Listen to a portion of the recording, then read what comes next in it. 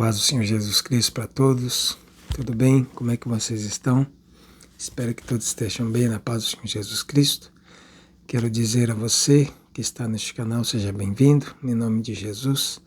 Quero desejar as boas-vindas para você também, que está pela primeira vez ouvindo esta palavra. Que você também se sinta à vontade, abra o coração para que a palavra do Senhor possa entrar dentro do teu coração, fazer a transformação e obra necessária para que você possa cumprir o seu propósito. E este canal se chama Vivendo no Propósito, porque viver é ter propósito. Então, se você gosta desse tipo de conteúdo, que você seja bem-vindo.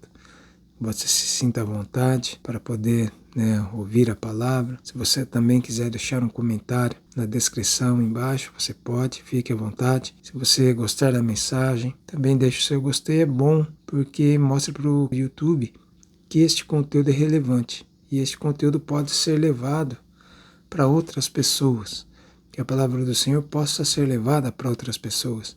Eu acredito que existem pessoas neste momento que estão sem direção, estão sem rumo e precisam ouvir uma voz que possa levar e conduzir elas ao cumprimento do seu propósito. Tem pessoas que talvez nem sabem ainda que propósito elas devem cumprir, o que elas devem fazer diante das adversidades, diante desse tempo que o Senhor dá para elas viverem.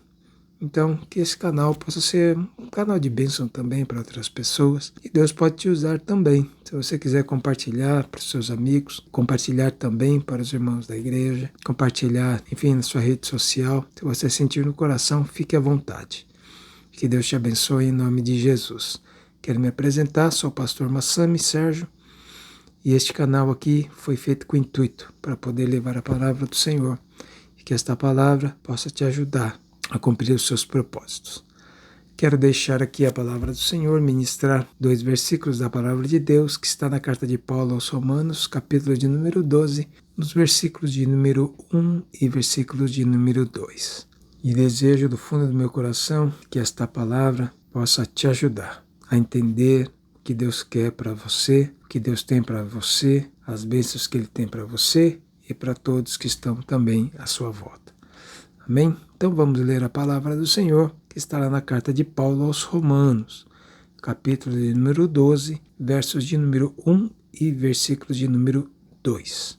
Assim diz, então, a palavra do Senhor Jesus. Rogo-vos, pois, irmãos, pelas misericórdias de Deus, que apresenteis o vosso corpo por sacrifício vivo, santo e agradável a Deus, que é o vosso culto racional, e não vos conformeis com este século, mas transformai-vos pela renovação da vossa mente, para que experimenteis qual seja a boa, agradável e perfeita vontade de Deus. Amém? Então, acabamos de ler 2 versículos da palavra de Deus, do apóstolo Paulo, quando ele escreve uma carta aos Romanos. E dentro desses 2 versículos, ele passa algo profundo, algo tremendo, que poderia mudar a vida dos irmãos lá de Roma, dos cristãos que serviam a Jesus lá em Roma. E ele falava, rogo-vos, pois, irmãos. Ele rogava, ele clamava, ele pedia ardentemente para que as pessoas, os irmãos lá de Roma, pudessem oferecer ao Senhor o melhor, o culto racional. Ou seja, tudo que eles fossem fazer para Deus, tivesse a consciência daquilo que realmente eles tivessem, fossem fazer para o Senhor. Mas para que isso pudesse ser realizado, havia necessidade de eles se entregarem mais ao Senhor, como um sacrifício vivo. Ou seja, é uma vida de entrega, é uma vida em que não há reservas. E o que acontece muito, muitos não têm experiência, muitos não sentem a presença de Deus, muitos não conseguem ver a direção de Deus, porque querem entregar a sua vida, mas ao mesmo tempo têm reservas na entrega. Então o apóstolo Paulo, ele vai conduzir os irmãos na palavra para que eles possam ter uma vida real de entrega, como um sacrifício vivo, como um sacrifício santo, ou seja, que agrada a Deus. Ou seja, o culto que eles também prestavam ao Senhor deveria ser o culto racional. culto de consciência, saber a quem eles estão servindo. Eu quero falar para você, você tem consciência daquilo que você está fazendo nos dias de hoje? Né? Você tem feito de forma racional as tuas atitudes diante da palavra de Deus? Como que está a tua vida? Né? É algo que eu também faço com frequência. Como está a minha vida? Aonde eu estou acertando? Ou aonde eu preciso melhorar? Aonde eu preciso me entregar mais? Aonde eu preciso me lançar mais diante da palavra do Senhor? Sou falho? Preciso melhorar em muitas áreas? Sim. Preciso avançar mais? Sim. Preciso me lançar mais à palavra? Sim. Todos nós não alcançamos ainda a plenitude. Todos nós precisamos ainda ter uma vida de entrega. Talvez você esteja reservado, talvez você ainda não se lançou em um projeto, talvez você ainda não se lançou na palavra, mas o apóstolo Paulo, ele vai dar essa descrição. Ele vai conduzir a essa instrução, mas essa instrução ela tinha um propósito. Então a vida de entrega, o sacrifício a Deus verdadeiro, tinha um propósito. Por que os cristãos e os irmãos de lá de Roma deveriam se entregar diante do Senhor como culto racional, uma vez como um sacrifício vivo, santo, separado diante de Deus? E aí ele vai lá no versículo 2, que diz assim: e não vos conformeis com este século, mas transformai-vos pela renovação da vossa mente. Ou seja, aquilo que estava acontecendo nos dias lá em Roma, não era para simplesmente eles falar, não, é a vontade de Deus. Não, eles não tinham que aceitar muitas coisas que estavam lá em Roma como algo é da vontade de Deus.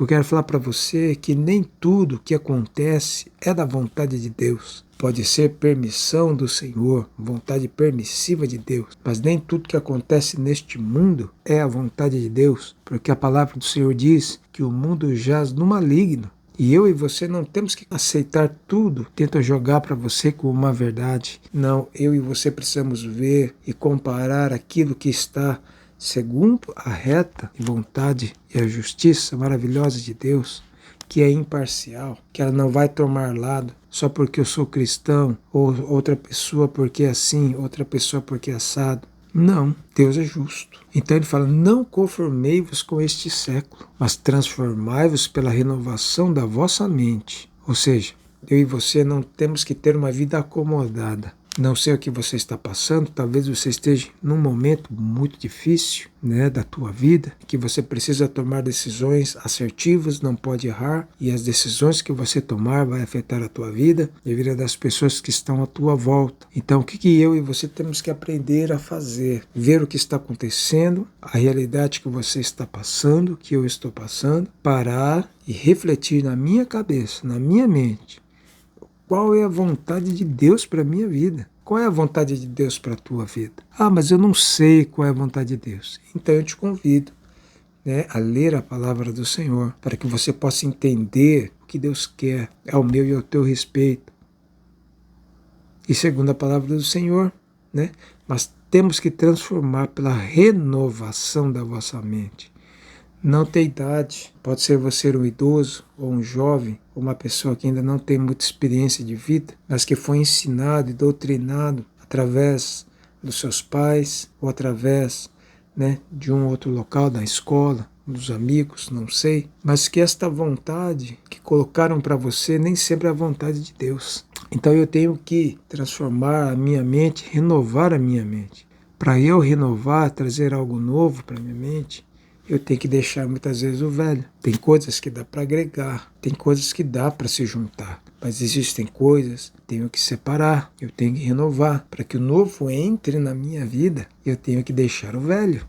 Não sei qual a tua dificuldade, mas eu acredito que dá para ser vencida. Existem obstáculos que aparecem na sua vida para ser vencidos. Existem coisas que eu e você temos que aprender a ver com os olhos da palavra de Deus, não com os meus olhos físicos, porque os meus olhos físicos vão me enganar, mas segundo a reta palavra de Deus, sendo ministrada ao meu coração, vai me trazer fé e acreditar na palavra do Senhor, e esta palavra vai ter poder para romper todas as cadeias e as fortalezas que se levantarem contra mim e contra a tua vida. As dificuldades vêm para todos. Ninguém passa ileso. Todos nós passamos por dificuldades, seja no Brasil, seja nos Estados Unidos, seja na Europa, seja na Ásia, em qualquer lugar. As dificuldades, os obstáculos virão para todas as pessoas. E o que a palavra de Deus nos ensina? A palavra do Senhor nos ensina muita coisa. Existem muitos exemplos que daria para falar aqui extensamente, mas queria deixar apenas alguns exemplos aqui. Um exemplo de Davi, o rei Davi, o maior rei que passou em Israel. Quando ele foi chamado a rei, ele não era rei. Ele foi ungido a rei, mas ele passou pelo processo. E antes de ele ser rei, segundo a palavra de Deus, ele teve que até enfrentar um gigante chamado Golias. Provavelmente você já ouviu esta história. O exército de Israel foram afrontados pelos filisteus e se apresentou diante deles um soldado chamado Golias, quase 3 metros de altura, forte, com armaduras, espada, lança, preparado em guerra, gigante, forte. Se apresentou diante do povo de Israel e falou: se tiver alguém aí que queira me enfrentar, venha. Se eu vencer, vocês vão me servir. Se você nos vencer, nós vamos servir vocês. E durante 40 dias aquele homem afrontou o povo de Israel. E segundo a palavra de Deus, Davi, ele vai levar alimentos para os seus irmãos e trazer uma notícia de como está indo a guerra lá, se o povo de Israel estaria prevalecendo ou não. Segundo a palavra do Senhor, a hora que Davi chega lá, no meio lá do povo, dos exércitos, e vê o povo acuado, e durante 40 dias aquele povo foi afrontado, e eles recuaram, eles não acreditaram que eles poderiam vencer através do poder de Deus. Mas Deus teve que levantar um pequenininho, Deus teve que levantar um pastor de ovelhas, mas corajoso e valente, cheio da graça de Deus. E segundo a palavra do Senhor, você sabe, Davi ele enfrenta aquele gigante e vence ele com apenas uma funda e 5 pedras. A funda, para você que ainda não sabe, é como se fosse um estilingue, mas de uma outra forma. E ele com uma funda e com 5 pedras ele vence o gigante. Com uma pedra ele lança na testa do gigante, o gigante cai, e, segundo a palavra do Senhor, ele sobe em cima de Golias, pega a espada e corta a cabeça do gigante e vence o gigante. E Davi ele teve muitas outras lutas, teve muitas guerras, muitos desafios, e ele que ali avançou, ele se lançou, ele acreditava no Senhor. Tudo aquilo que ele fazia de forma consciente. Ele não estava conformado com aquilo que estava acontecendo ali sobre a vida dele, sobre a vida dos irmãos dele e sobre a vida do povo de Israel. Mas ele sabia que a vontade de Deus era boa, perfeita e agradável. Deus não queria a derrota daquele povo, do povo de Deus. Não, Deus queria a vitória do povo, mas precisava alguém para se lançar.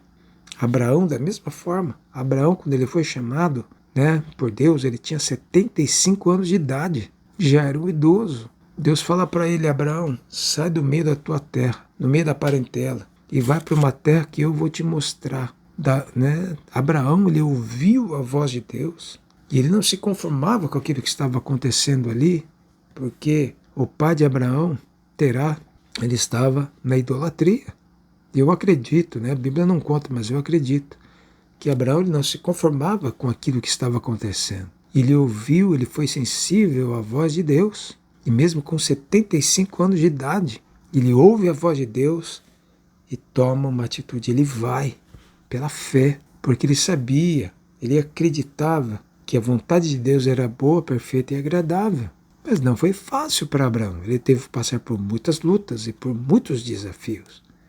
Na tua vida também não é diferente, na minha vida também não é diferente. Até hoje tive que enfrentar muitos desafios, e muitas das vezes recomeçando do zero. Você não sabe, acredito que quase ninguém sabe, mas até hoje, desde quando eu comecei a trabalhar, até a minha idade hoje, entre empregos, entre tipos de serviço, foram mais de 20 serviços, mais de tipos de empregos, mais de 20 tipos de funções. E a maioria delas, praticamente todas, eu tive que recomeçar do zero. Mas eu acreditava no meu coração. Eu não podia me conformar com aquela situação. Eu sempre fui para cima. Claro que nem todas fui bem sucedido, mas eu tive coragem, eu tive que tomar uma atitude. E assim também eu creio que você teve que já tomar muitas atitudes na sua vida. E os desafios vêm sim, nem todos, ninguém é excluído dos desafios. Abraão teve muitos desafios, inclusive segundo a palavra de Deus, né, o pai da fé, teve que passar por uma prova muito grande, que é para, né, sacrificar o filho, que Deus pede para ele sacrificar Isaac. E ele ouve a voz de Deus. Ele também, né, teve que entregar o filho dele, passar pela prova. É claro que Deus poupou o seu filho, mas ele teve que passar por esta prova, por esta luta, por esta provação. E o maior exemplo que nós temos é Jesus. Jesus, ele teve uma vida de desafios.